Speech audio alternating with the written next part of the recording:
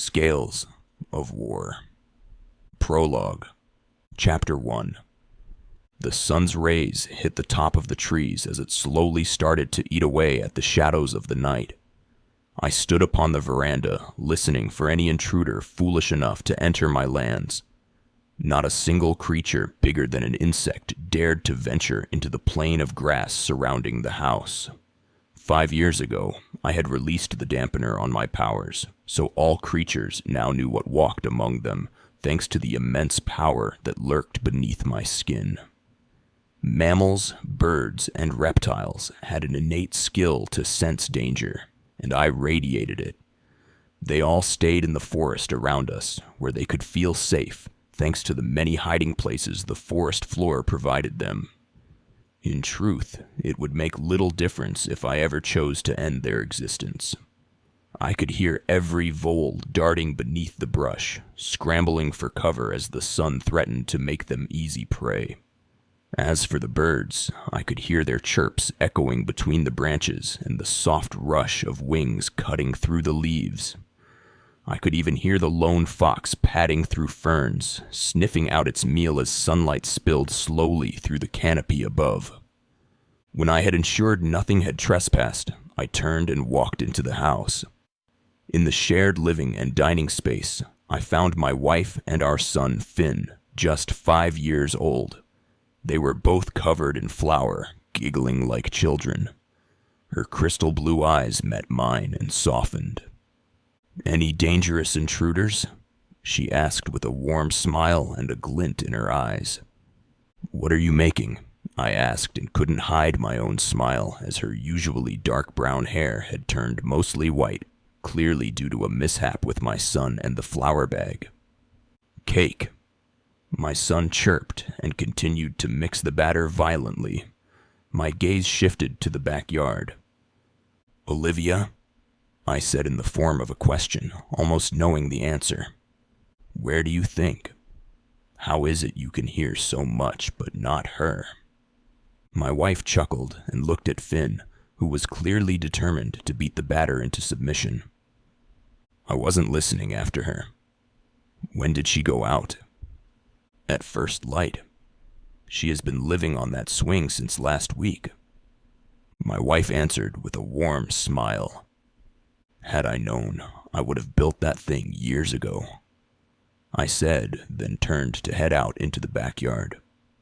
As I passed her, my wife reached out and gently took hold of my arm.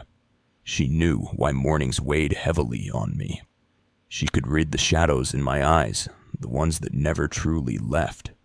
She always saw it all, the ache, the regret, the fear.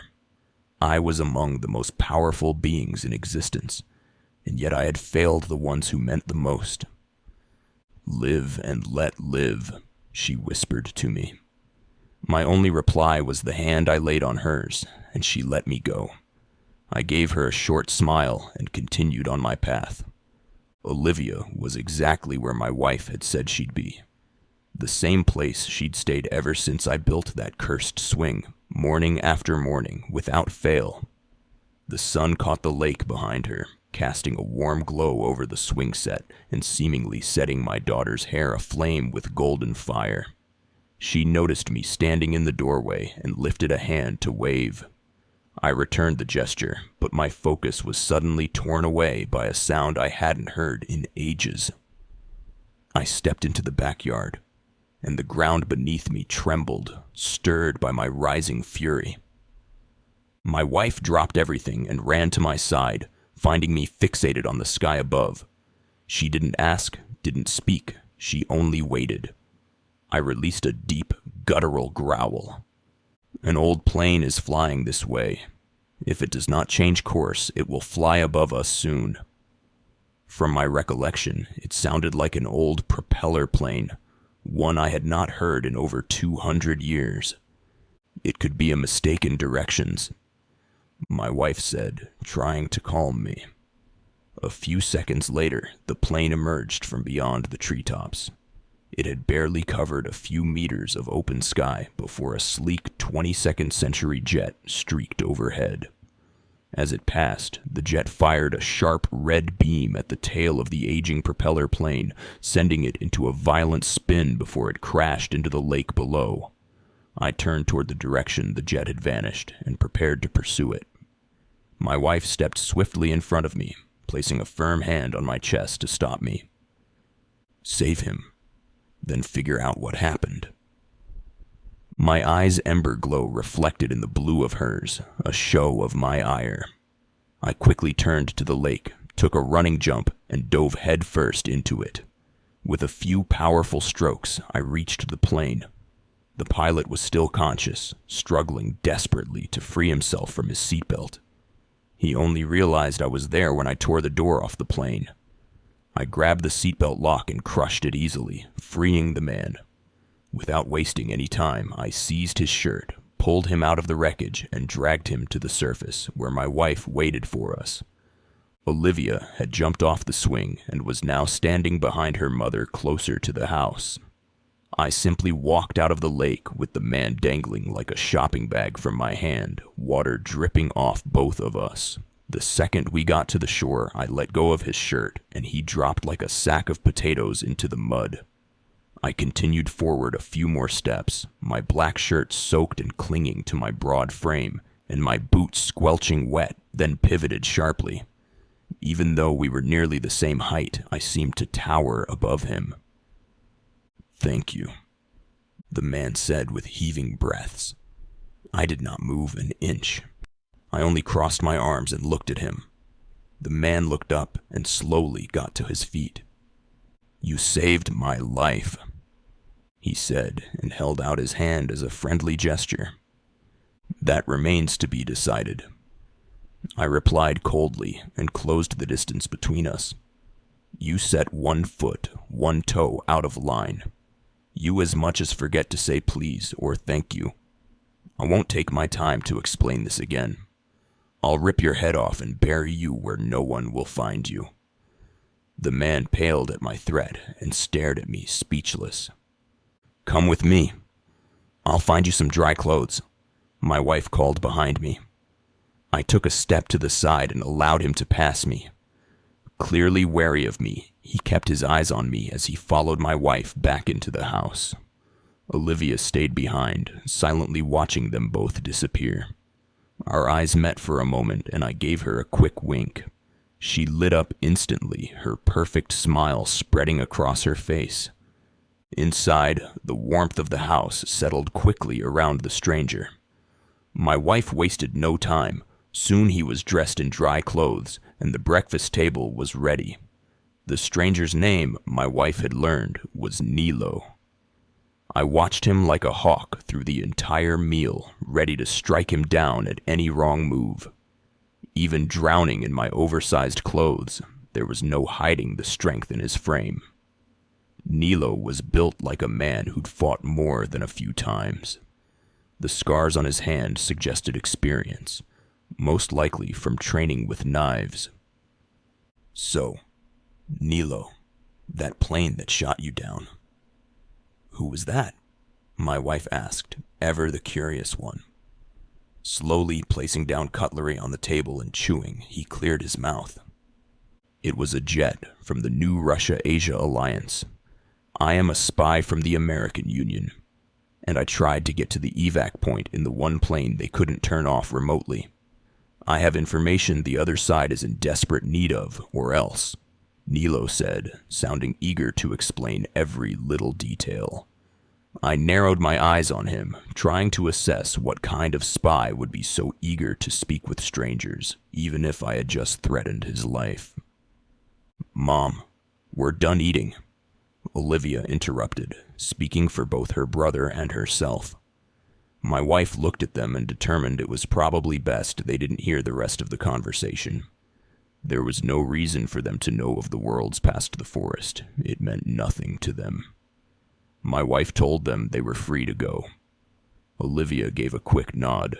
Their chairs scraped back from the table and they both bolted outside, laughter echoing behind them as they ran, forgetting all about their plates still sitting on the table.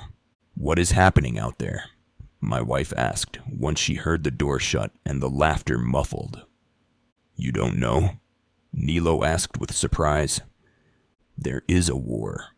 The war to end all wars, they say. And if I don't get to my people, it will be over soon. I'd heard the distant thunder of massive war machines beyond my land, but hadn't bothered to act on it. As long as they kept to their own realm, I would leave them be. Tell me how. With Nilo so ready to speak, my wife would take whatever he handed over.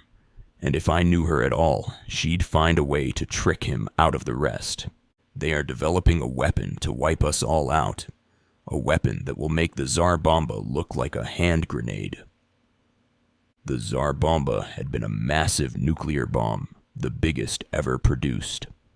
Though far too large to be practical as an actual weapon, it served its purpose, a show of power from the Soviet Union during the Cold War. Will they deploy this weapon? She asked, and I could hear the worry in her voice. It was wasted, as I would allow nothing to bring harm to her or my children. That is their goal, so I need your help to get me home. No, I cut off the conversation with finality. The word lingered in the quiet between the three of us, unmoving as the moment dragged out. I saw the frustration in Nilo build as he stared at me in silence. You don't care about all the lives. He finally burst out. No, I do not. If your kin wants to eradicate themselves, let them. I cut him off again. At this, Nilo clenched his teeth, rage flickering in his eyes.